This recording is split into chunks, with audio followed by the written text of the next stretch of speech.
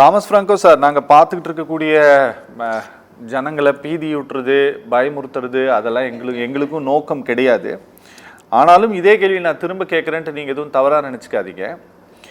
நீங்கள் அரசாங்கம் என்ன பண்ணிட்டாங்க அப்படின்னா, இன்ஃபர்மேஷன் டெக்னாலஜி ஆக்டில் ஆல்ரெடி பவர் கொடுத்துட்டாங்க. இந்த பவர் கொடுத்த பிறகு இவங்க என்ன பண்ணாங்க அப்படின்னு நமக்கு தெரியாது.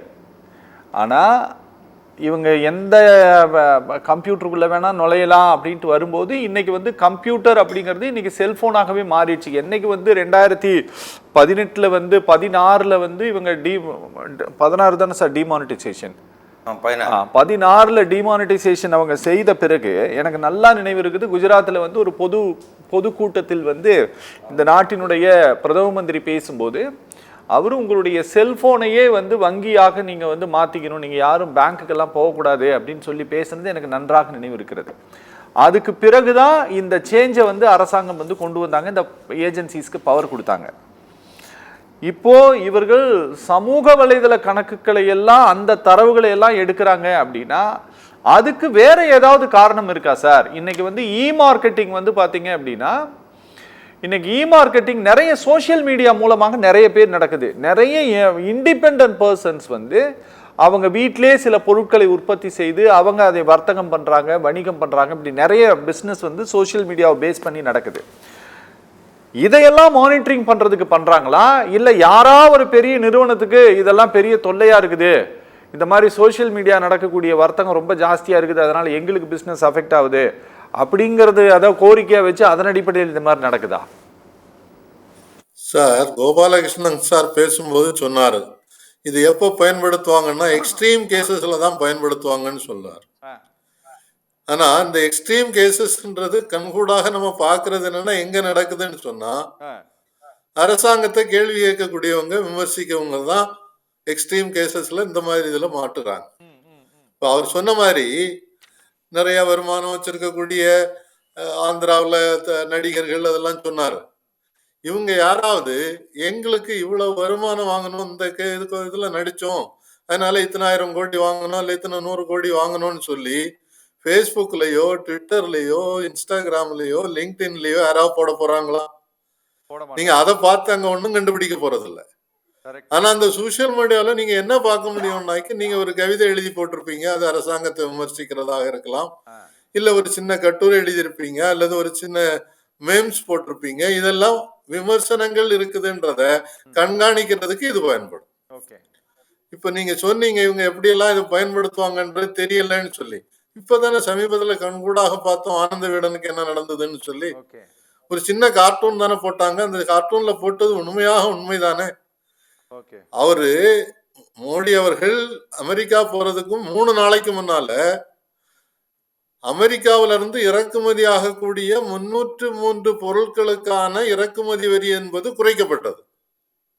அதுக்கு பிறகு அங்க போன பிறகு அவரை உட்கார வச்சுக்கிட்டு ட்ரம்ப் மிரட்டுறாரு. அவர்கிட்ட பத்திரிகையாளர்கள் மோடி கிட்ட கேள்வி கேட்கிறாங்க, அவர் பதில் சொல்றாரு, Modi the question is for you but I will ஆன்சர்னு சொல்லி இது பண்றேன். எவ்வளவு அசிங்கமாக நடத்தினாங்கன்றது நம்ம கண்கூடாக பார்த்தோம்.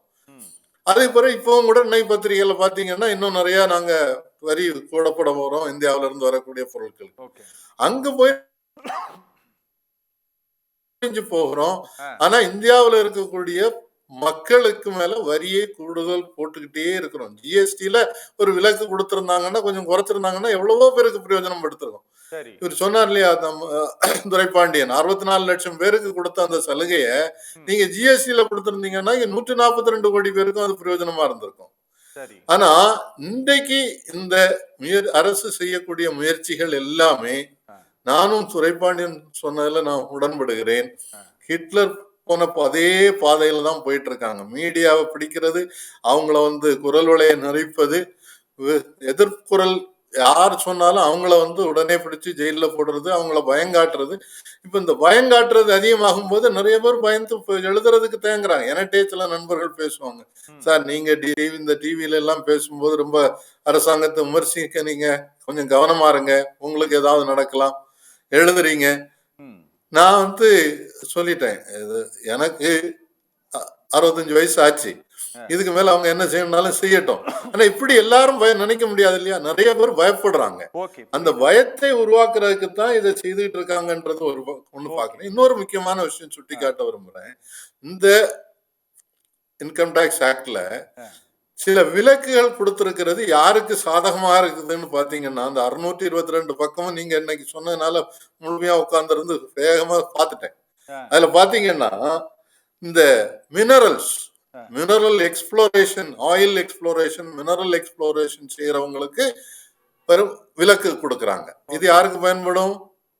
இந்தியாவுல அம்பானிக்கு பயன்படும். அடுத்தால ஷிப்பிங்ல டன்னேஜ் போதுமான அளவு இல்லைன்னா அதுக்கு சில விலக்குகள் கொடுத்திருக்காங்க. அது யாருக்கு பயன்படும்? ஏற்கனவே 12 துறைமுகங்களை கட்டுப்பாட்டுல வச்சிருக்கக்கூடிய அடானிக்கு பயன்படும். அப்போ நீங்க ஒரு சிலருக்கு சாதகமாக பல்வேறு சட்டங்கள்ல திருத்தம் கொண்டு வர்றீங்க. இன்னொரு பக்கத்துல இதை யாராவது விமர்சிச்சுட்டா அவங்கள பிடிச்சு ஜெயில போடணும்ன்றதுக்காக இப்போ நீங்க சோசியல் மீடியாவில் இப்போ சப்போஸ் ட்விட்டர்ல உள்ள ஒரு இதுல இவர் பற்றி சில தகவல்களை அவங்க கலெக்ட் பண்ணணும்னா ஓபனா போஸ்ட் பண்றதை பார்த்துடலாம்.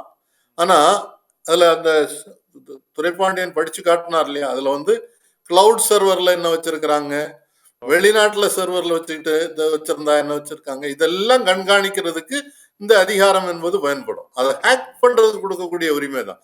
நீங்க இப்போ நீங்க இன்ஸ்டாகிராம்ல உள்ள பார்க்கணும்னு சொன்னா பப்ளிக்கா போஸ்ட் பண்றத பார்க்கலாம். அதே நேரத்துல பழைய ரெக்கார்டெல்லாம் கண்டுபிடிக்கணும் அப்படின்னு சொன்னாங்க அந்த இன்ஸ்டாகிராம்லயோ அல்ல ஃபேஸ்புக்கினுடைய ஓனர்கிட்ட நம்ம பெர்மிஷன் கேட்கணும். அவங்க நமக்கு டீட்டெயில் தரணும். அது இப்ப ஏற்கனவே கேட்டு வாங்கிட்டு இருக்காங்க. ஆனா இதுல ஹேக் பண்ணிடலாம். ஸ்ட்ரைட்டாவே டிபார்ட்மெண்டே ஒரு ஹேக்கரை வச்சு நீ இந்த இதெல்லாம் ஹேக் பண்ணி அவங்க பாஸ்வேர்டு என்னன்னு கண்டுபிடி, அதுல இருந்து என்னெல்லாம் பார்க்க முடியுமோ எல்லாம் பாரு, டவுன்லோட் பண்ணு அப்படின்றதுல அது டவுன்லோட் பண்ணும்போது அவங்களுடைய எல்லா பர்சனல் மேட்டரையும் அவங்க பார்க்க முடியும். அதை வச்சு பயங்காட்ட முடியும், குடும்பத்தை பயங்காட்ட முடியும். இதுக்காகத்தான் இதை பயன்படுத்தும்.